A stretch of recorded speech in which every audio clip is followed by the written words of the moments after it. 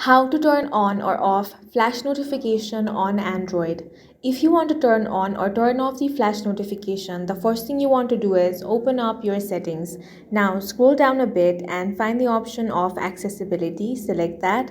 Now find the option of advanced settings. Tap on that. Now you will find the option of flash notification under notification section. Tap on that. Now from here you can easily turn on the flash notification. As you can see, there are two flash notifications. The first one is camera and the second one is screen. You can simply turn on whichever you want or both of them.